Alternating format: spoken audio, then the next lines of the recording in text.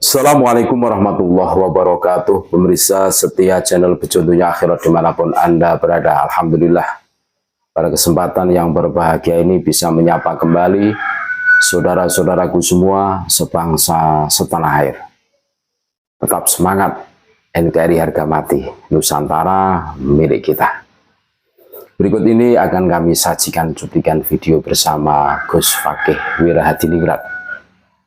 Beliau mengisi pengajian interaktif di Kecamatan Kalidawir, Kabupaten Tulungagung kemarin tanggal 13 Mei 2025 bersama Kiai Syarif Rahmat. Luar biasa, banyak sekali ilmu yang bisa kita petik, testimoni yang bisa kita jadikan iktibar. Gus Fakih pernah diangkat sebagai anak angkat seorang kabid bermarga Asyikab. Wah, menarik ini. Bagaimana perjalanan beliau?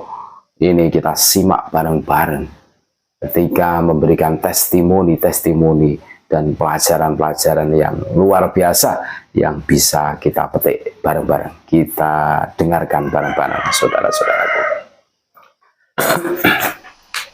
Rahayu, rahayu, rahayu. Bismillahirrahmanirrahim. Walhamdulillah, wala haula wala quwata illa billah. Wassalatu wassalamu ala Rasulillah Sayyidina Muhammad ibni Abdillah wa ala alihi wa sahbihi wa man wala, amma ba'du. Yang pertama-tama, mari kita panjatkan puji syukur kehadirat Allah Subhanahu wa taala. Kami berdua dalam kondisi yang belum selesai capeknya habis reuni keluarga di Blitar, yaitu Bani Sokopuro, diculik dijemput oleh panitia untuk bisa bertawajuh, untuk bermuwajahah, untuk bertemu dengan saudara-saudara pejuang pribumi Nusantara, para Trah Wali Songo, para Raden, para Sayyid Syarif, para Maulana. Di sini ada Panglima Laskar Perjuangan Wali Songo Indonesia Laskar Sabila Jawa Timur, Gus. Dari Padepokan Wong Bodo, selamat datang kepada Gus Khairi.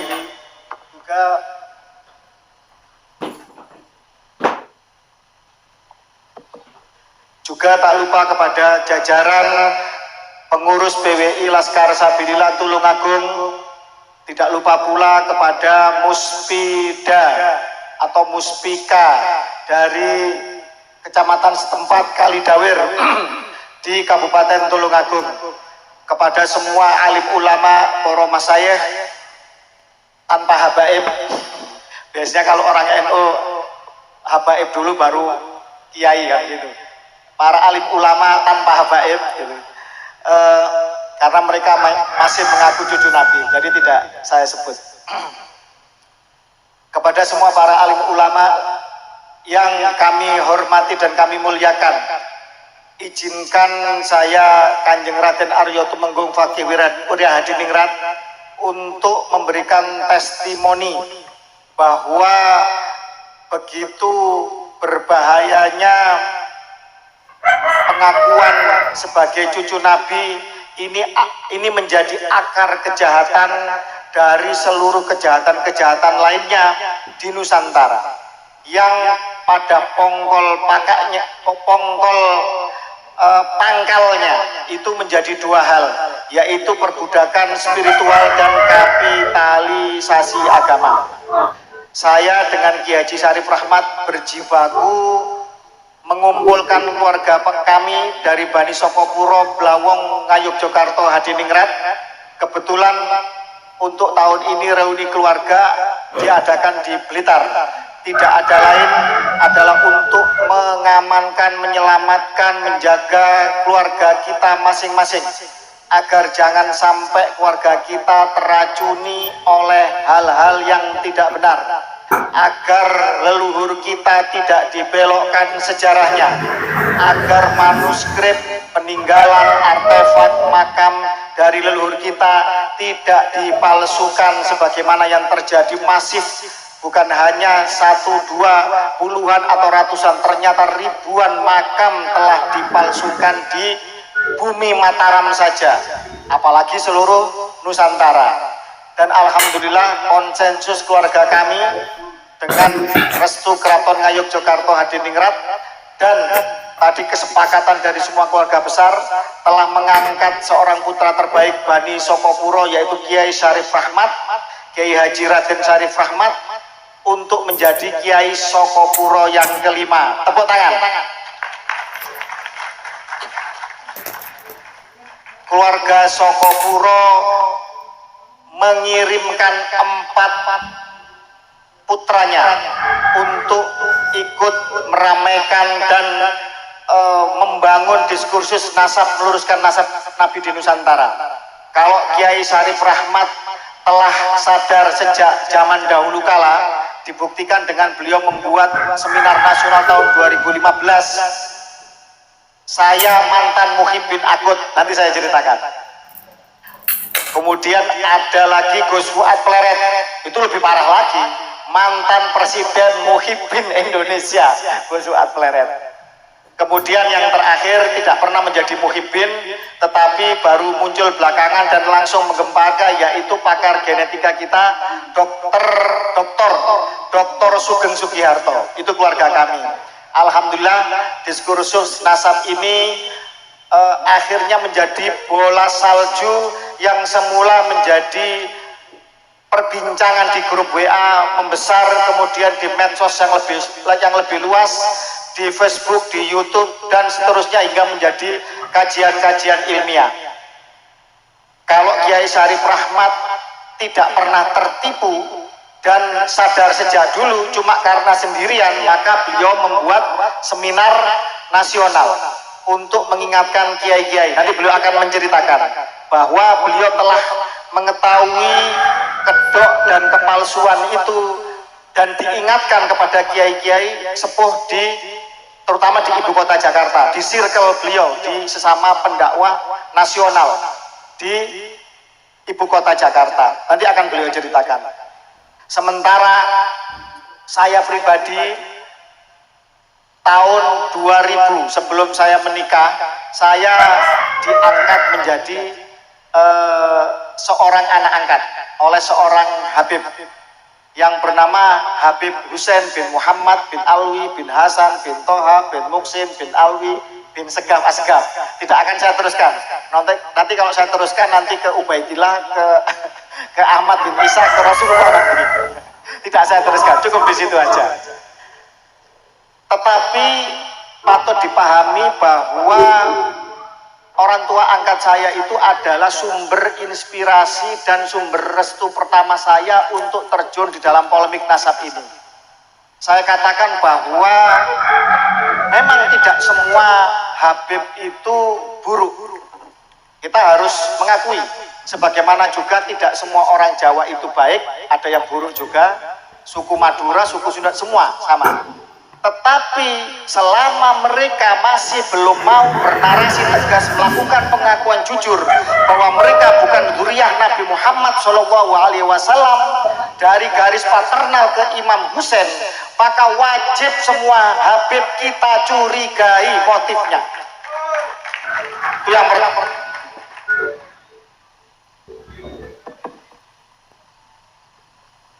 Orang tua angkat saya kebetulan dari seorang Habib yang aristokrat.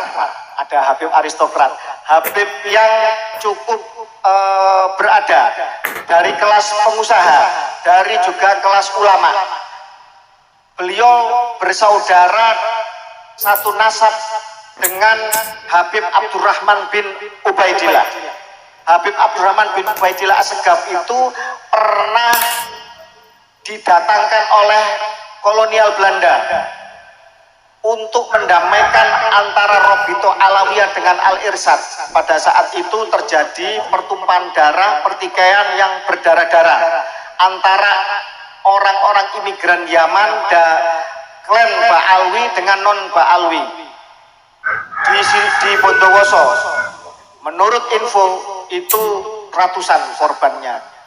Bahkan kakeknya ketua Robito Alawiyah kalau tidak salah, atau putranya Habib Ja'far bin Sehon itu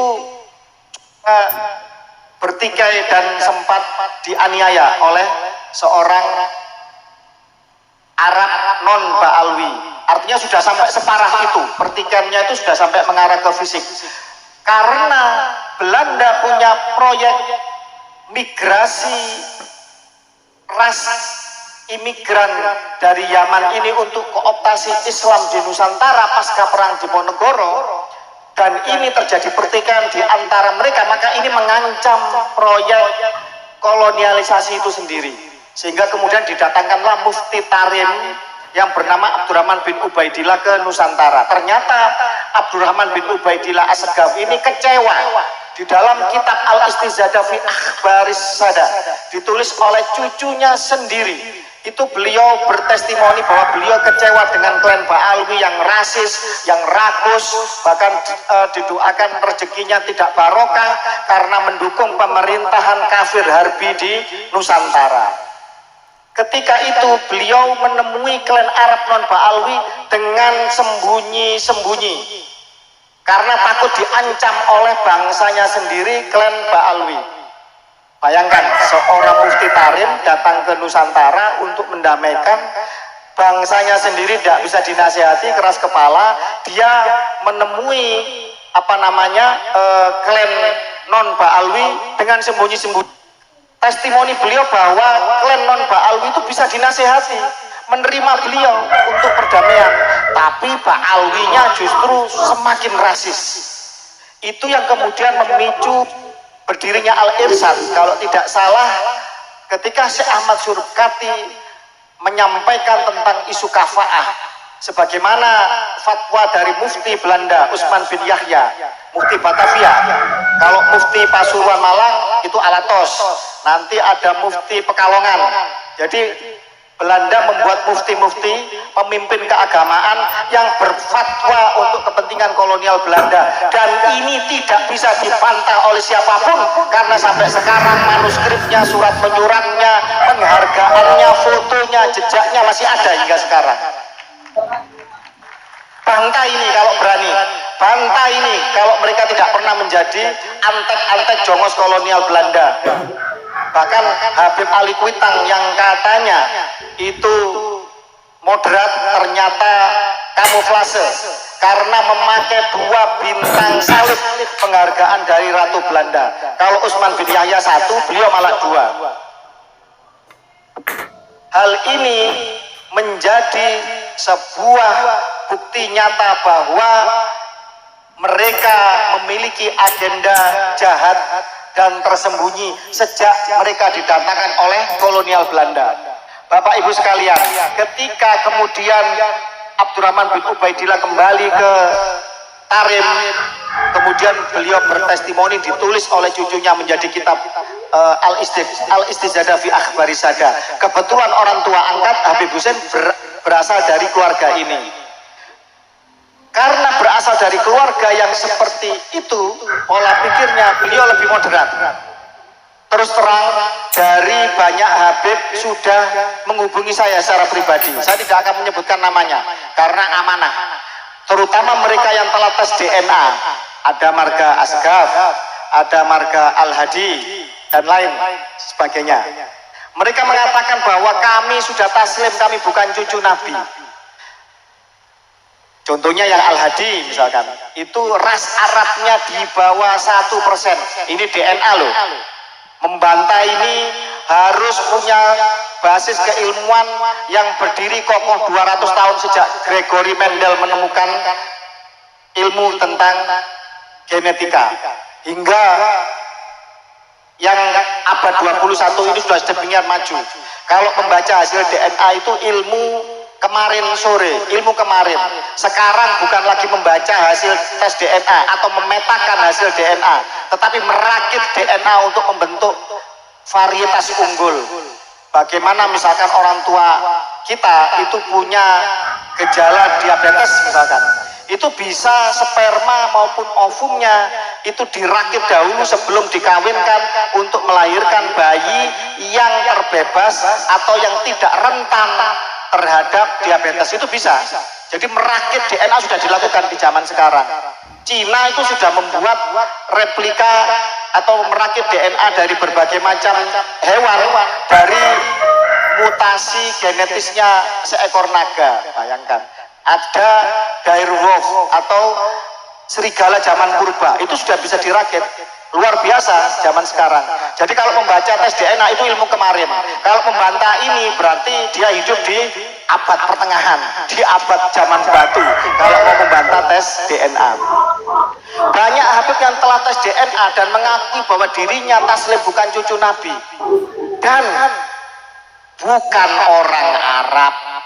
Jadi kalau Arab saja bukan, mustahil jadi keturunan Nabi Ibrahim, mustahil jadi keturunan Nabi Ismail, mustahil jadi keturunan Bani Quraisy, mustahil jadi keturunan Bani Hasyim, apalagi keturunan Imam Ali, Hasan dan Husain yang merupakan cucu dari baginda Nabi Muhammad Shallallahu Alaihi Wasallam. Itu sudah banyak Habib yang taslim, itu sudah banyak, tapi mereka tetap tidak berani bernarasi.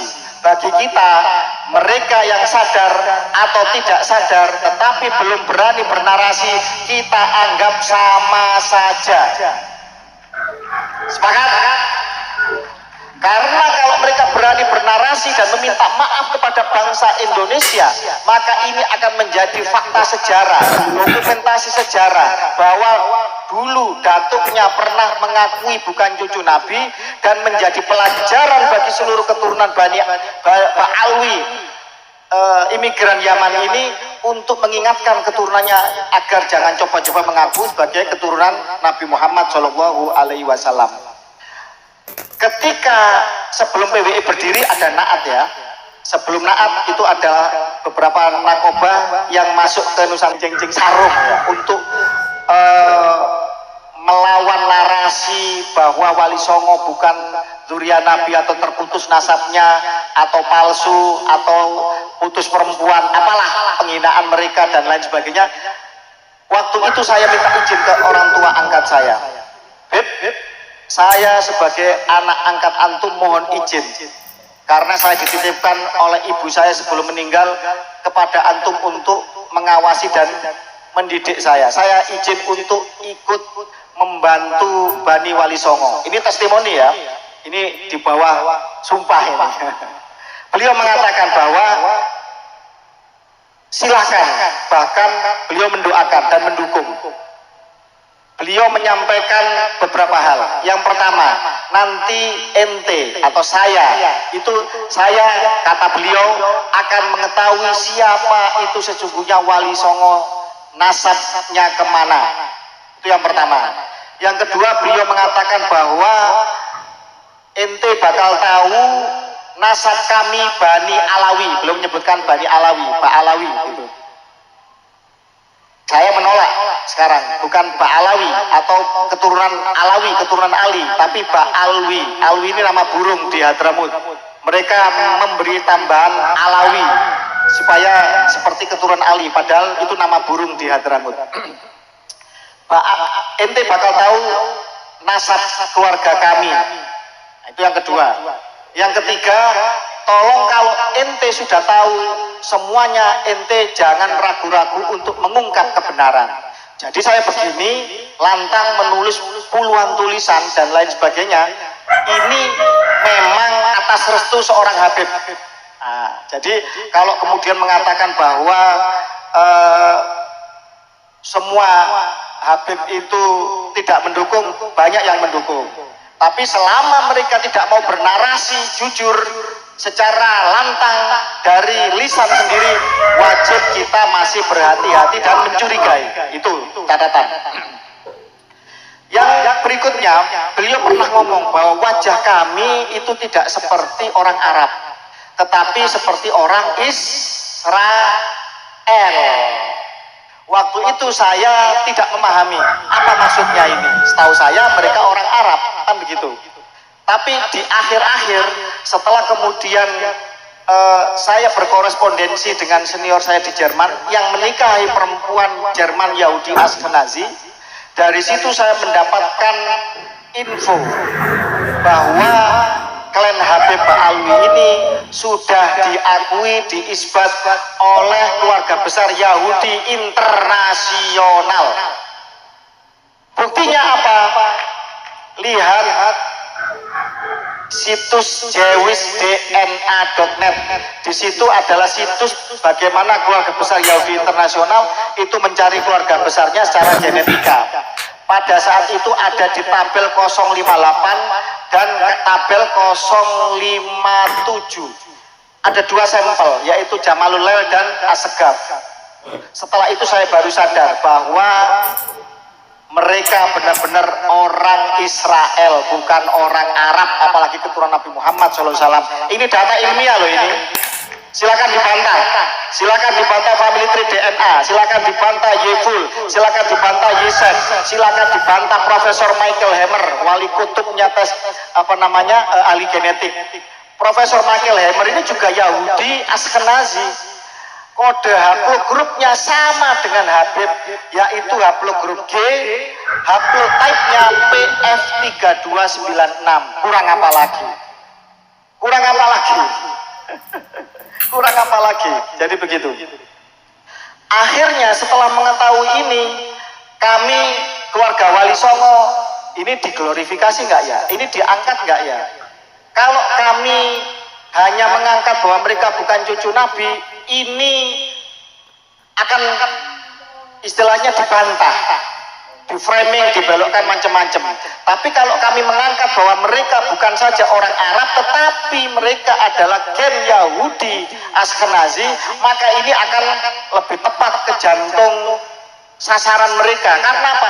Pengakuan mereka, kejahatan mereka demikian brutal di Nusantara ini. Jadi harus dilawan dengan isu dan dengan data yang tajam.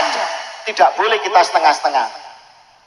Tidak boleh juga kita netral di dalam situasi seperti ini. Mereka-mereka yang netral dengan alasan ngemong, dengan alasan macam-macam lah, sungkan atau bagaimana, pada dasarnya mereka ikut berdosa karena seolah mengamini, tidak tegas di dalam situasi seperti ini. Mereka yang mencoba netral di dalam situasi penindasan dan kebohongan, tak ubahnya mereka adalah penindas dan pembohong itu sendiri. Mohon maaf Habib Husin kalau mendengar ini, kita siap untuk bertabayun. Saya 8 tahun tidak sowan ke rumah beliau. Karena kalau saya sowan ke rumah beliau ada yang memfoto, nanti di framing Gus Wake sudah dibeli Habib. Wah, ini perjuangan Wali Songo nanti hancur lebur ini. Nah, dari tes DNA inilah kemudian setelah kita glorifikasi, setelah kita viralkan, ini kemudian akhirnya memicu dua hal. Yang pertama bahwa keluarga Wali Songo juga tes DNA, dan alhamdulillah ada beberapa ya, tidak semua ya, yang benar-benar garis lurus laki-laki ke Imam Husain atau Hasan. Itu yang pertama. Yang kedua, Habib yang dulu menyuruh orang untuk tes DNA untuk membuktikan dirinya keturunan Nabi, tiba-tiba mengharamkan tes DNA. Ini persis seperti negara Israel. Bapak Ibu sekalian, Israel itu teknologi sekarang itu bisa merakit daging. Panjenengan ingin makan daging kambing, mereka bisa merakit daging dari bakteri atau ekstrak sapi misalkan gitu. Itu nanti dikembangbiakkan, direkayasa untuk nanti merakit, memprinting, membuat daging sapi, daging kambing, daging kelinci, daging babi, bisa mereka tanpa harus kita beternak sapi, kambing atau babi. Seperti itu teknologi mereka. Tetapi mereka mengharamkan tes DNA. Lucu bukan? Lucu. Jadi karena apa? Karena dengan tes DNA inilah bahwa maling nasab lebih mudah dibuktikan daripada maling jemuran. Jadi begitu. Jadi sekarang sudah maju zaman, Pak, Bu, ngaku-ngaku keturunan orang lain itu sekarang jangan main-main. Seorang motivator kelas nasional dengan inisial MT. Saya nggak nyebut nama ya, nanti khawatir jadi kejahatan ITE nanti. Dulu begitu orang gandrung kepada dia, sekali mengundang itu ratusan juta di sebuah tempat yang harus hotel berbintang 5 di TV-TV nasional. Hanya karena tidak mengakui anak kandungnya dari mantan istrinya, sehingga sekarang semua orang tidak percaya kepadanya setelah dites DNA si anak kandung ini. Masih ingat namanya? Kiswinar. Ya, sudah ya. Jadi itu banyak orang-orang yang akhirnya jatuh setelah dites DNA. Karena itulah beberapa narkoba internasional menerapkan tes DNA untuk membuktikan seseorang itu keturunan Nabi atau tidak. Dan kami pun dari Bani Mataram juga mengetes dua pangeran garis lurus laki-laki Bani Mataram, yaitu Gusti Bintoro Pangeran Haryo Yudoningrat dari Ngayogyakarta Hadiningrat dan Kanjeng Gusti Pangeran Haryo Adipati Benowo dari Surakarta Hadiningrat, untuk membuktikan apa haplogrupnya, apa haplotype-nya, siapa, berapa lama, berapa ratus tahun silam kakek bersamanya. Dari sini untuk menjangkar semua Bani Mataram, orang-orang yang punya keterkaitan darah dengan Jogja, Surakarta, Mangkunegaran maupun Pakualaman, atau semua yang terahnya dengan Joko Tingkir misalkan, agar tidak mudah disusupi oleh nasab orang lain, agar Hamengkubuwono yang diakui sebagai bin Yahya dan Pakubuwono yang diakui sebagai Assegaf bisa terpatahkan dengan tes DNA. Kurang ajar mereka itu, sangat kurang ajar dan brutal kejahatannya. Berani menabrak data Keraton Nusantara. KRT Sumodiningrat menjadi Hasan bin Toha bin Yahya. Terus kemudian siapa itu di Banten ya, ada siapa itu Panglima Gajah siapa itu menjadi bin Yahya. Banyak yang di bin Yahyakan. Wali Songo dibasaibankan atau diazmatkan ba'alwikan, dan ini jelas-jelas pembelokan sejarah yang harus dilawan. Modus ini banyak digunakan oleh orang-orang Yahudi sepanjang masa. Saya katakan Yahudi ini ada dua, Yahudi sebagai entitas kesukuan Bani Israel, maupun Yahudi sebagai sebuah ideologi yang sekarang berkembang menjadi Zionisme. Yahudi Bani Israel adalah benar-benar keturunan dari Nabiullah Yakub, nama lainnya Israel, Yakub bin Ishak bin Ibrahim. Sementara Yahudi sebagai sebuah ideologi adalah mereka yang menganut agama dari peninggalan dari Yakub bin atau Yahuda bin Yakub bin Ishak bin Ibrahim ini. Ternyata di antara agama Yahudi pun juga mengalami banyak penyusupan nasab. Saya cerita salah satu yang tak terbantahkan ketika lembah para raja di Luxor Mesir itu dibongkar oleh para arkeolog pada awal abad 20. Jadi ketika abad pertengahan atau di zaman Turki Utsmani, para sejarawan Islam itu bingung, kenapa Quran membahas tentang Bani Israel, Bani Israel, Bani Israel, sedangkan di zaman itu Bani Israel itu tidak ada nilai penting strategisnya sama sekali, kok dibahas banyak di Al-Quran. Tetapi para ulama-ulama eskatologi akhir zaman memahami, nanti di akhir zaman ini kelompok ini nanti akan berulah. Di zaman itu mereka bukan siapa-siapa. Sebagaimana juga di Al-Quran diangkat bahwa Fir'aun itu akan diawetkan atau diabadikan untuk menjadi pelajaran bagi umat manusia. Orang belum menemukan jasad Fir'aun pada saat itu. Baru setelah awal abad 20 dibongkar piramid dan lembah para raja di Luxor Mesir itu, baru mengetahui bahwa Quran itu benar, bahwa jasad Fir'aun itu dimumikan atau diawetkan. Yang terkenal adalah penemuan seorang jasad yang bernama Yuya.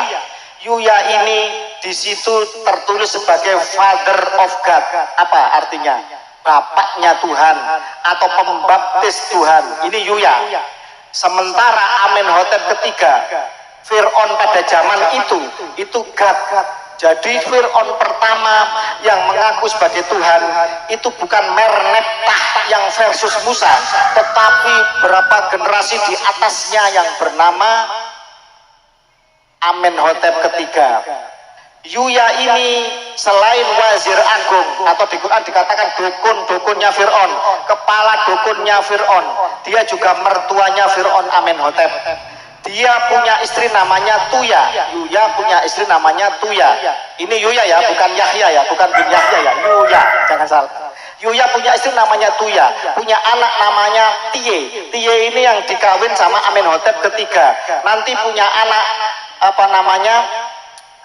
Selain Tie ada namanya Ai. Ai nanti ini akan memberontak meracuni Fir'aun berikutnya untuk dia menjadi Fir'aun. Jadi sudah bapaknya mengangkat, mengompori Fir'aun Amenhotep menjadi Tuhan, dia sendiri menjadi bapaknya Tuhan, kemudian dia punya anak, anaknya ini meracuni Fir'aun. Jadi betapa jahatnya. Setelah dites DNA, keluarga Fir'aun ini haplogrup DNA-nya kromosom ya, garis lurus laki-laki, itu tidak sama dengan Yuya. Yuya disinyalir bukan orang asli Mesir, bukan orang asli Afrika Utara. Haplogrupnya adalah G, yaitu pria dari Kaukasia. Dan keturunan dari haplogrup G ini, dari Yuya ini nanti mengalir secara ilmu genetik. Lihat di channel YouTube-nya Dr. Sugeng, bahwa klan Ba'alwi yang sekarang mengaku cucu Nabi, yang rasis, yang putri-putrinya haram, hukumnya zina, dinikahi oleh orang di luar mereka ini, yang di Nusantara membelokkan nasab, membelokkan apa namanya, memalsukan makam ini, itu memiliki jejak genetis keturunan dari Yuya atau Fir'aun itu sendiri.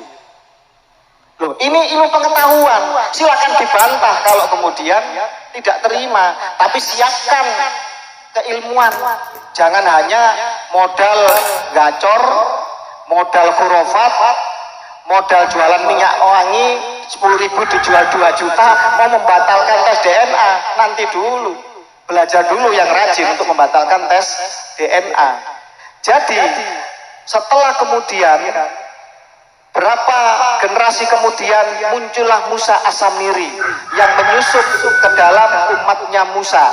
Itu sudah apa namanya, sudah Fir'aun yang dibawanya lagi, habis Amenhotep ketiga, kemudian Akhenaten, kemudian Tutankhamun, ini dibunuh sama Ai, anaknya si Yuya tadi, wazir agung zaman itu.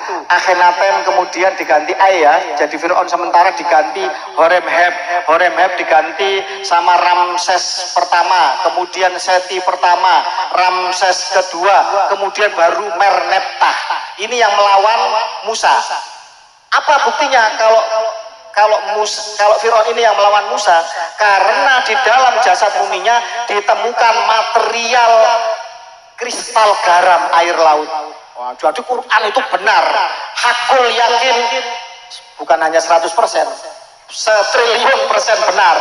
Zaman itu orang Fir'aun diawetkan saja orang masih tanda tanya.